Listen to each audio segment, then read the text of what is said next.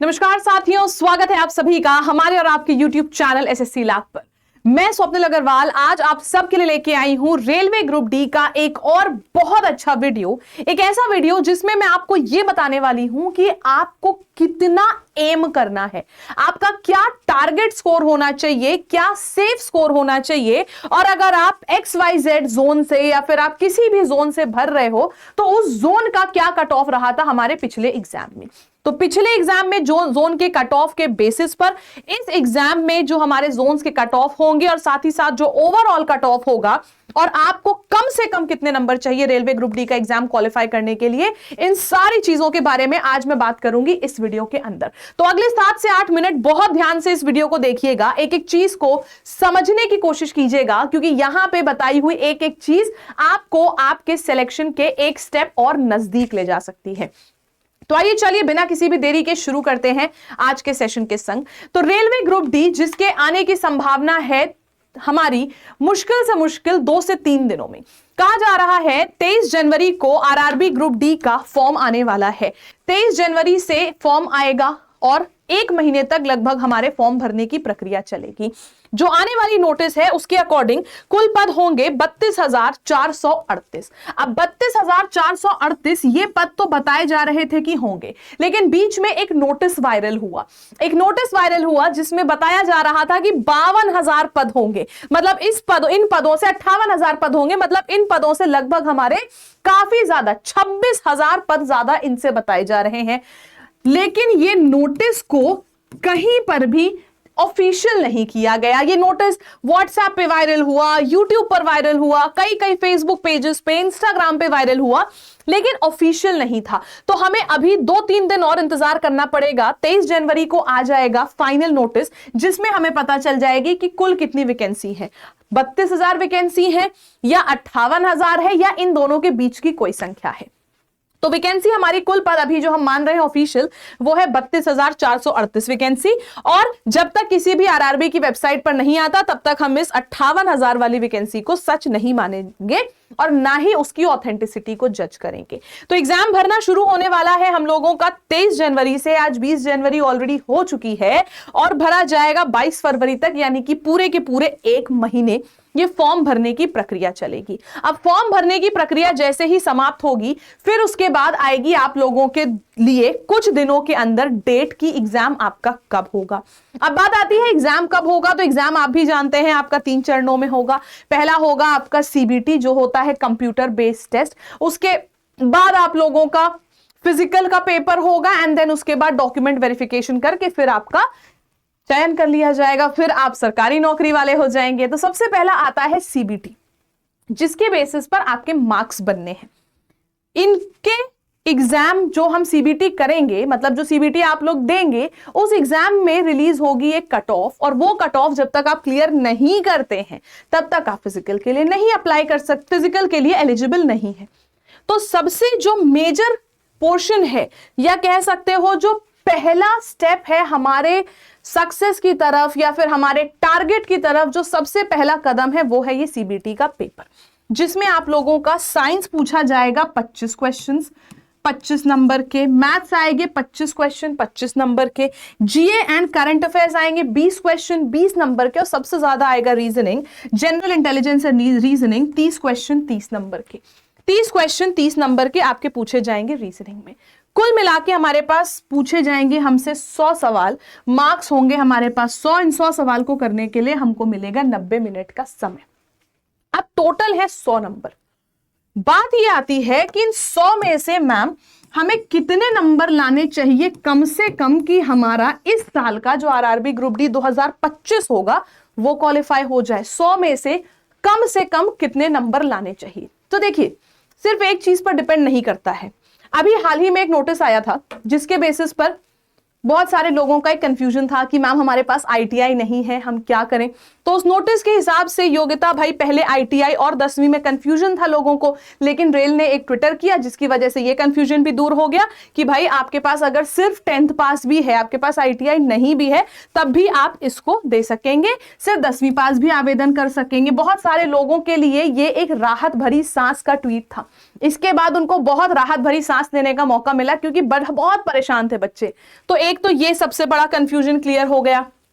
अब अगर हम बात करें पिछले वर्ष हुए आरआरबी की, पिछले बार के हुए आरआरबी की, तो आरआरबी ग्रुप डी की वैकेंसी आई थी 2018 में, जिसका पेपर कराया गया 2022 में। तो आरआरबी 2018 के बाद 2024 में अब होगा, यानी कि 6 साल बाद, कुल 6 साल बाद आरआरबी का हमारा पेपर होगा। 18 की वैकेंसी थी, पेपर हमारा हुआ था काफी दिनों बाद। तो आरआरबी ग्रुप डी 2018 की जो वैकेंसी थी उसमें टोटल वैकेंसी आई थी 1,03,770 के करीब, 1,03,770 के करीब वैकेंसी आई थी। 1 लाख वैकेंसी के लिए फॉर्म कितने भरे गए थे? 1.3 करोड़, 1,30,00,000 फॉर्म भरे गए थे। यानी कि हर एक सीट पे कंपटीशन कितना था? 130, मतलब 130 बच्चे लड़ रहे थे एक सीट के लिए, ये कंपटीशन था हमारा। लेकिन इस बार वैकेंसी 1 लाख तो है नहीं, बोला जा रहा है 32,000, हो सकता है 58,000 हो जाए। लेकिन अगर ये वैकेंसी 58,000 हो गई तो लगभग इसकी आधी हो गई। आधी वैकेंसीज भले ही हो जाएंगी लेकिन कंपटीशन आपका बहुत तगड़ा रहने वाला है। तो अगर मैं पिछले बार के हुए पेपर को देखूं तो आरआरबी 2018 में जो कट ऑफ आया था, आरआरबी 2018 के कट ऑफ की अगर हम बात करते हैं तो यहां पे कट ऑफ क्या रहा है बेटा? चंडीगढ़ का अगर देखें, ये नॉर्मलाइज्ड मार्क्स है, अनरिजर्व्ड कैटेगरी, जनरल कैटेगरी को लेके बता रही हूं। नॉर्मलाइज्ड मार्क्स में सबसे ज्यादा कट ऑफ जो हमको देखने को मिला है वो मिला है इन 2 शहरों में, चंडीगढ़ और रांची में। चंडीगढ़ और रांची स्टेट्स में हमको सबसे ज्यादा कट ऑफ मिला। चंडीगढ़ में जहां कट ऑफ था 100 में से 70.98, यानी कि 71 नंबर कट ऑफ, और रांची में था 70.64, यानी कि 100 में से 70% तक कट ऑफ गई थी। ये सबसे हाईएस्ट से लोएस्ट कट ऑफ हम जा रहे हैं। उसके बाद आया कोलकाता जहां पे 69 कट ऑफ थी, फिर आया गोरखपुर जहां पे 69 कट ऑफ थी, फिर अजमेर 68, भुवनेश्वर 66, इलाहाबाद 66, पटना भी 66, 66.49 है, 66.48 है, 66.20 है, लगभग हमारी 67 के करीब कट ऑफ। फिर आता है भोपाल, जो हमारे जोन्स हैं। देखो बेटा ये जोन्स हैं, ये नहीं है कि हमारे जितने भी स्टेट हैं हम हर स्टेट वाइज कट ऑफ, ना बेटा ये जोन वाइज कट ऑफ आती है। अजमेर जोन की ये कट ऑफ, भुवनेश्वर जोन की ये कट ऑफ, भोपाल जोन की ये कट ऑफ, इस तरीके से आपकी कट ऑफ्स हैं। तो भोपाल जोन की कट ऑफ रही हमारी 65.87, फिर मुंबई जोन की कट ऑफ रही हमारी 64.10। धीरे धीरे करके कट ऑफ देखो आप कम हो रही है। अहमदाबाद जोन की कट ऑफ रही 62.67, चेन्नई जोन की कट ऑफ रही 60.95, गुवाहाटी की कट ऑफ रही 60.3, बिलासपुर की कट ऑफ रही 60.16 एंड सिकंदराबाद की कट ऑफ रही 57.38। ये सारे वो जोन्स हैं जिनकी कट ऑफ की बात हम यहां पर कर रहे हैं।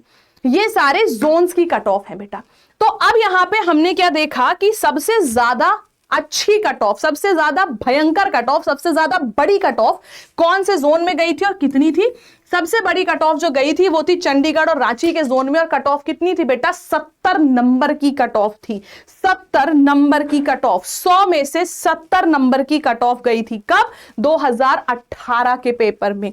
अभी कौन सा साल है बेटा? 2025, 24 भी नहीं 25 हो चुका है अब तो जो कट ऑफ है वो किन किन चीजों पर डिपेंड करती है, क्या क्या फैक्टर्स होते हैं, आइए ये देखते हैं। सबसे पहला फैक्टर होता है आप किस आरआरबी जोन से फॉर्म भर रहे हैं। कुछ जोन में कट ऑफ 59 भी गई है, आप देखिए कुछ जोन में कट ऑफ 57 गई है, कुछ जोन में कट ऑफ 70 गई है।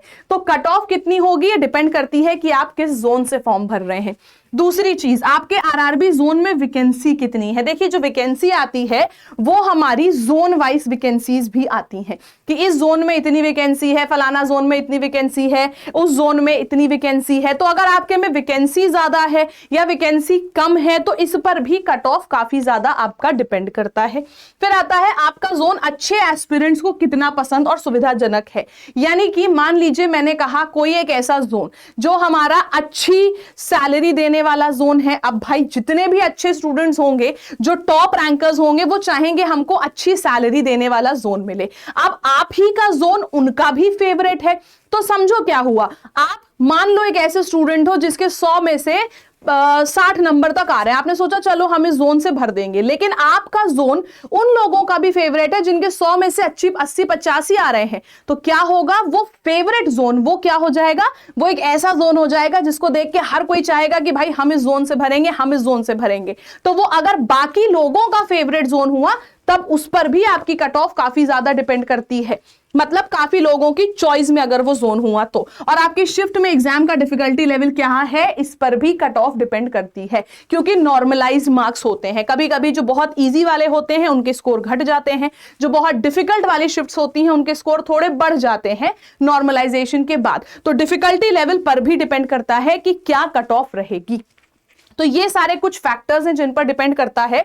कंक्लूजन के लिए अगर देखा जाए तो जैसे पिछले बार हमने देखा कि कट ऑफ थी हमारी लगभग 70 के करीब 2018 में, 18 के एग्जाम में, तो अब जो हमारा 2025 में होने वाला है एग्जाम, तो लगभग हमारे 6 साल बाद की जो कट ऑफ है वो डेफिनेटली कट ऑफ हमारी बढ़ेगी। और हमारा जो अंदाजा है इन सारी कट ऑफ्स को देख के कि अगर आपको एग्जाम क्वालिफाई करना है तो आप टारगेट लेके चलो 75 से 80 प्लस। अगर आप 75 से 80 नंबर के ऊपर लेके आ रहे हो, मतलब 75 से 80 के बीच में आ रहे हो, तो चांसेस हैं निकलेंगे। अगर 80 प्लस ला रहे हो तो 100% आपका निकलेगा। तो ये स्कोर अगर आपका रह रहा है तो आप कट ऑफ डेफिनेटली क्लियर कर लोगे, यानी कि आरआरबी जोन का अलग अलग कट ऑफ होगा, जिसमें कि अगर आप 75 से 80 नंबर के ऊपर ला रहे हो तो आप किसी भी जोन के लिए कट ऑफ आपका सफिशिएंट होगा, आपके मार्क्स सफिशिएंट होंगे। चाहे वो कितना भी पसंदीदा जोन हो लोगों का, चाहे कितना आपका ऐसा जोन हो जहां कितनी भी वैकेंसी हो, 80 नंबर के करीब अगर आपके हैं तो आप हर जोन से क्वालिफाई करोगे, उसकी तो आपको चिंता ही नहीं है।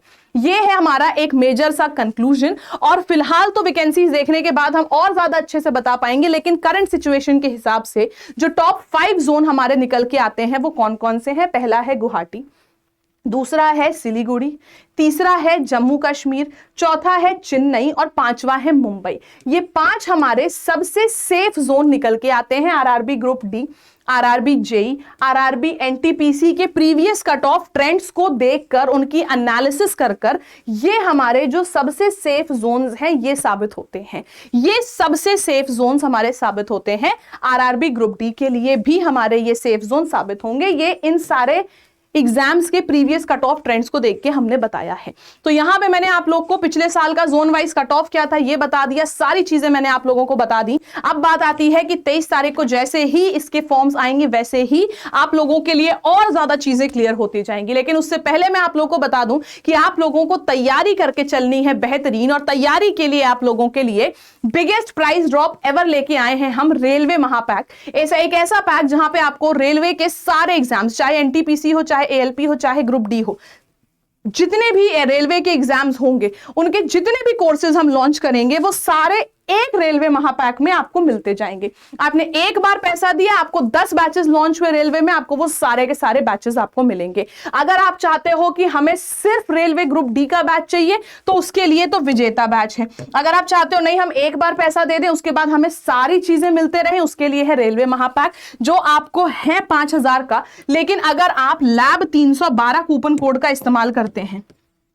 लैब 312 कूपन कोड का इस्तेमाल करके ये रेलवे का महापैक पड़ेगा मात्र और मात्र 2200 रुपए का। और जो सिर्फ विजेता बैच है रेलवे ग्रुप डी का, जिसमें आप लोगों को सारे सब्जेक्ट्स की क्लासेस मिलेंगी, live classes, recorded classes, batch है 5000 रुपए का। लेकिन अगर लैब 312 कूपन कोड इस्तेमाल करोगे तो मात्र 499 रुपए का आपको ये बैच पड़ेगा। इस 500 रुपए के बैच में आपको डेली लाइव क्लास मिलेगी, लाइव क्लास की रिकॉर्डिंग रहेगी, डाउट सेशन मिलेंगे, क्लास वर्क रहेगा, होमवर्क रहेगा, 1 साल की वैलिडिटी रहेगी इस एक विजेता बैच में। तो आप ये बैच को परचेस कर सकते हैं। बैच हमारा मिलेगा लैब एप्लीकेशन एंड lab.live वो मोबाइल वेबसाइट पर।